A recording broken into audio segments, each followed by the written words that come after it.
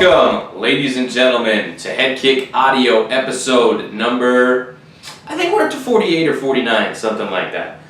I'd have to go back and, check that out. But, yeah, so this one, we're in between fights here. We just had UFC on ESPN 9, I think, with Woodley versus Gilbert Burns. And we'll go ahead and recap that card with the quickness because I want to keep this one short because, I'm going to do another one in like a couple days. So, I'm going to keep this one short. So, let's see if we can get the... Alright, so UFC on ESPN 9, Burns versus Woodley. This took place at the UFC Apex. They were able to get it down over in Nevada. So, let's just go ahead and get right to it. The card started off really great.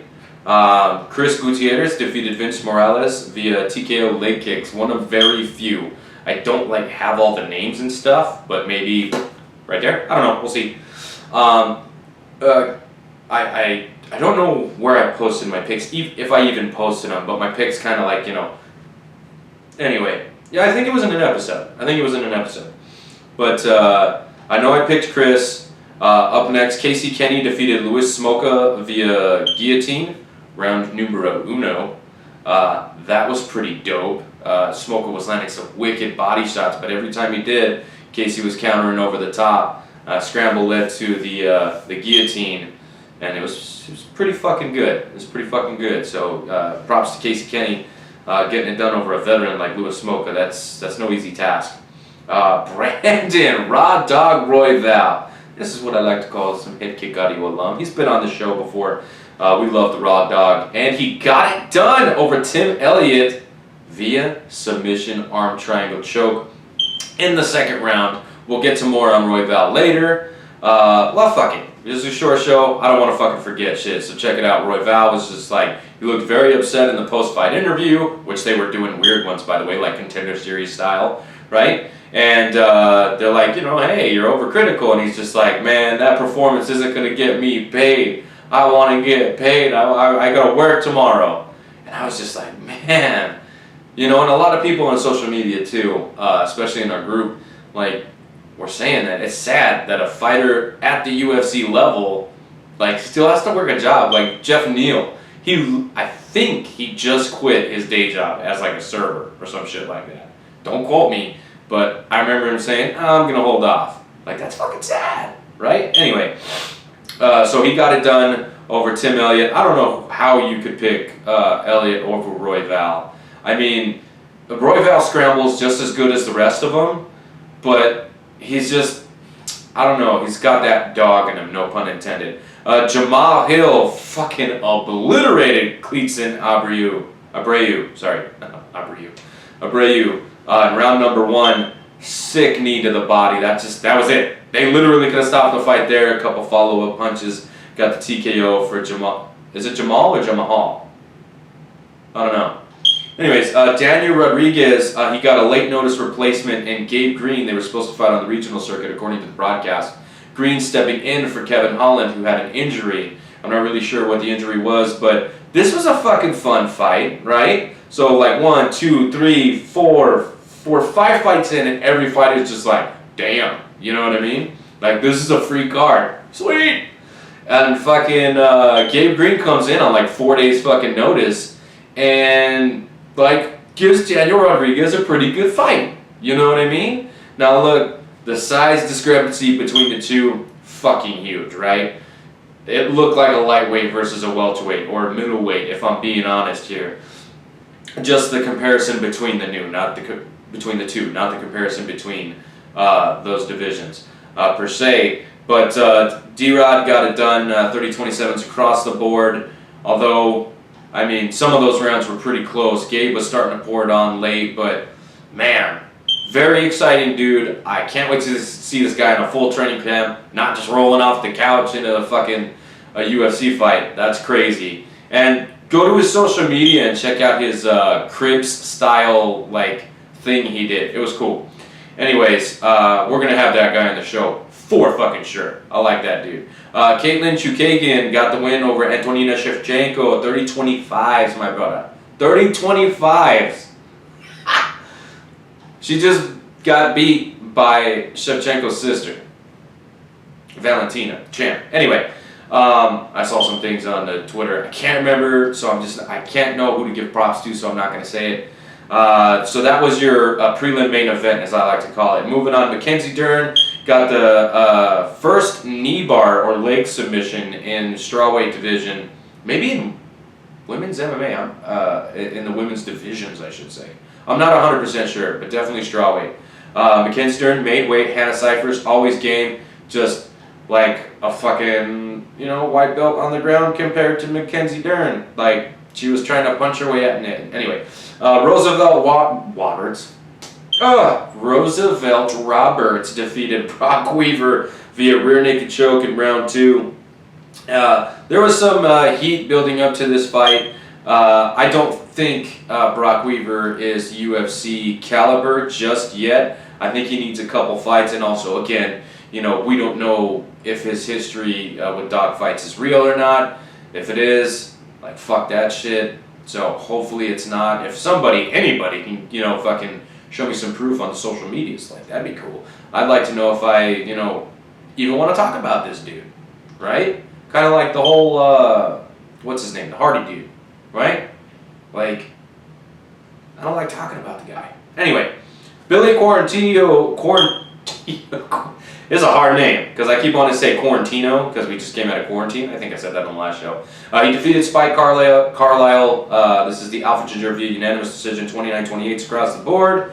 A lot of people have Frank Mirface. By the way, I got that from the Garcia brothers, MMA Junkie. Like, that Frank Mirface, I heard it on their show. And if I say it, like, that's where I got it from. I didn't invent that shit. I don't know, man. A lot of people don't give enough credit to the guy on the bottom, right? He was definitely doing a lot of work from the bottom. But, Alpha Ginger, dude, man. Like, I don't know if there was a short notice fight because this was a catchweight. Anyway, we're fucking, like, just let's not worry about it. Quarantillo, he got the win, right? Augusto Sakai got the split decision over Blagoy Ivanov. Okay, now look. There was a blatant fence grab on a takedown attempt that was point-taking worthy, right? The ref didn't take the point. I think it was Herzog. I don't even know if he saw it. Maybe he saw it and warned the guy, but that was blatant. You could have taken a point for that. You take the point, Blagoy wins the fight, right? And then Augusto, who in my opinion won the fight, loses. So it's like, fuck. Where's the risk versus reward here? Do you risk taking a point and then Blagoy wins and I don't agree with that decision? Or do you just, fuck it, let the guy cheat and the right guy wins? Now, does it change the outcome of the fight? I do not fucking know. I don't think so. I think maybe Blagoy gets like a minute or so of top control, but I don't really think he does anything with it. By the way, Blagoy is just one tough motherfucker. Okay, I'm gonna go ahead and say it. That's one of the toughest fucking dudes in that fucking organization. He's just tough. Okay? I haven't seen him put out. He's got clocked clean, bro.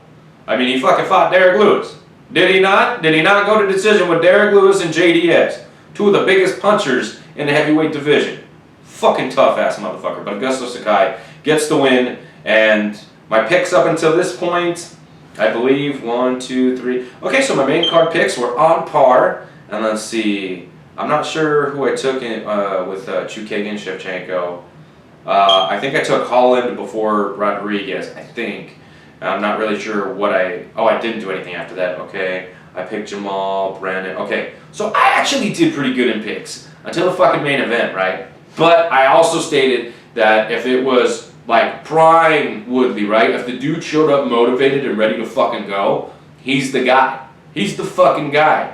That guy stayed at home, and a very in shape, very determined looking Woodley entered the cage, and look, the dude could have gotten finished, okay, but he held on. So I'm going to give him the credit where the credit is due, but goddamn, Gilbert Dorico Burns, or however the fuck you say it, dude, what a fucking performance.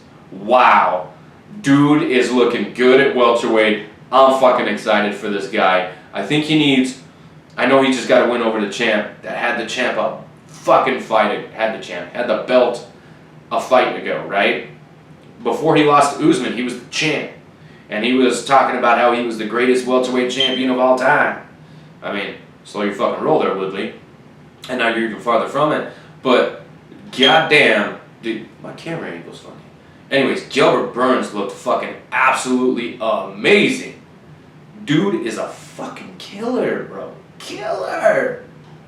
Damn. He almost got to finish. Like on 2-3 occasions, man. Like, this was for you, bro. Alright.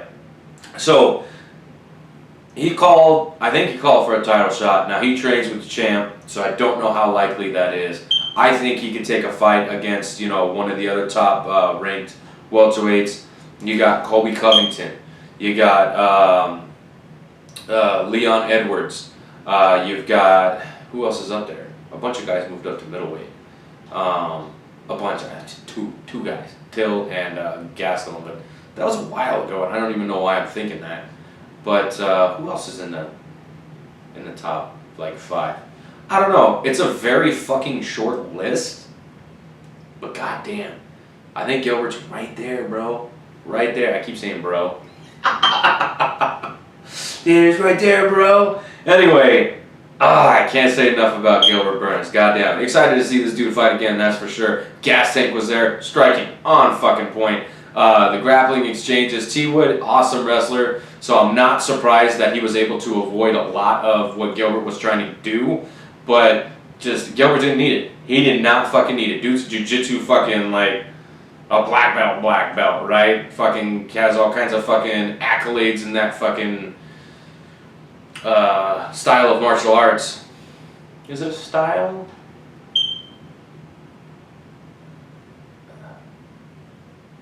Would it be considered a style? I guess. Anyway, doesn't fucking matter. It was dope. I'm excited. I don't know what Woodley does from here. In my opinion, I didn't call, but I think retirement's probably, not looking too bad for him. Like, I'm sure he doesn't want to go out on a loss, but hey, it is what it is. UFC 250 right around the corner. Let's go ahead and run through this real quick. I think we did on the last show too, but I think we have an official lineup, and we got Herbert Burns over Evan Dunham, facing Evan Dunham. I believe this is lightweight, maybe even featherweight. I don't know. Devin Clark versus Alonzo Menafield. Alex Perez versus Jussier Formiga. Those will be your early prelims, okay? And then your prelims on ESPN Plus, or ESPN. I just watch it on Plus because I don't have cable anymore. I said burn, right? Charles Byrd versus Maki Pitolo. Brian Kelleher versus Cody Stamann. Ian Heinisch versus Gerald Mearshard. Alex Caceres versus Chase Hooper. Sean Sugar O'Malley taking on Eddie Wineland. Anthony Rocco Martin. Neil Magny. Corey Sandhagen versus Aljamain Sterling. Rafael Assunção versus Cody Garbrandt. And very top heavy main card, you've got the women's GOAT, Amanda Nunes, taking on Felicia Spencer. So I guess let's just stick with like the top 3 fights, right? That way we can get the show over with, and I can get to more of these. So, Corey Sandhagen, Aljamain Sterling. Goddamn, what a fight. Oh my goodness. Who do you pick between these two? Aljamain looks very, very good. I think he's probably got the edge on the ground, and I think the cardio and the striking, you'd have to give the edge to Sandhagen. The fight does start on the feet, but look, Aljamain's hands, they haven't been looking bad, man. They haven't been looking bad. The dude could do worse, is all I'm saying. So, I don't know. I think gun to the head, I'm going Sandhagen, right? Gun to the head, I'm going Sandhagen. That's what we're going to do. We're going to do gun to the head for these 2 fights. Rafael Assunção versus Cody Garbrandt. Now look, Assunção has just as much to prove as Cody Garbrandt, but Cody Garbrandt is a former champion. So I think the weight of this fight ultimately falls on him. Now, Assunção, very small for the division, in my opinion. He could probably drop to flyweight. I'm sure the old man doesn't want to cut the weight, but the frame would probably fit, and I think he'd probably be a more natural 125er. I know he's thick, but come on, man.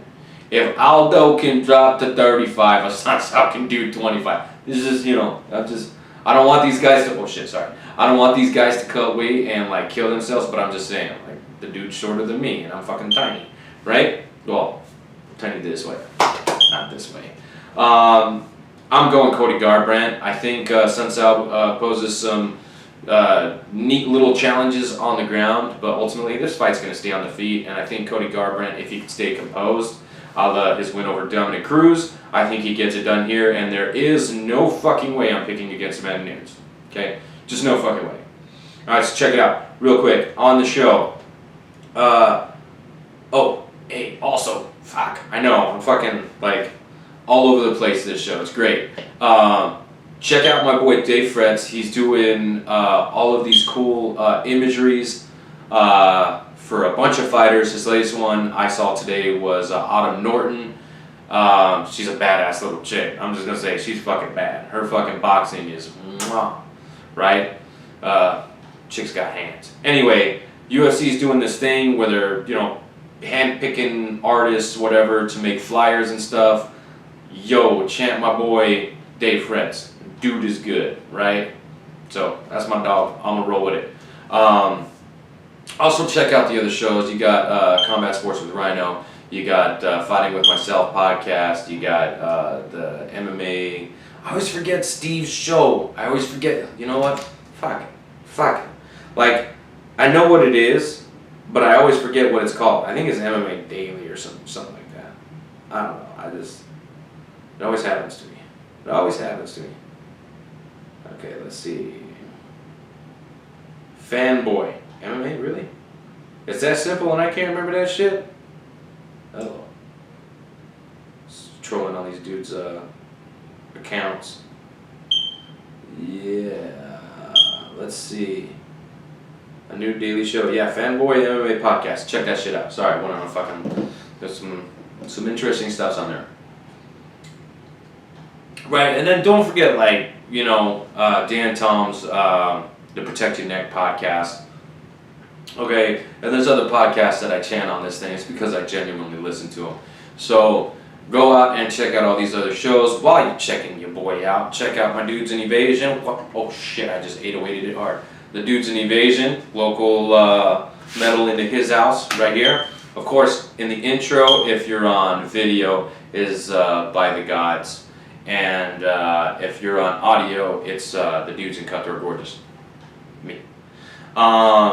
Well, it's me and like some other dudes, but it's me, And then there was something else I wanted to fucking say. Oh, cool. So some things up in the works, right? I've got new interviews coming. I've got like a parts series, not like series, but I got some parts coming out for a particular fighter. And then I've got, what I'm working on is kind of like a sponsor type thing for the show. So it's still going to be like this original fucking setup because I don't give a fuck. I think it's cool. I mean, eventually it'll be better, once I run into some money, which I can't run, so good luck with that. But yeah, so just we're working on stuff, okay? We're working on stuff. But check out the dudes. Like I said, check out the dudes, check me out, check these guys out, check those dudes out everywhere. Anyways, until next time.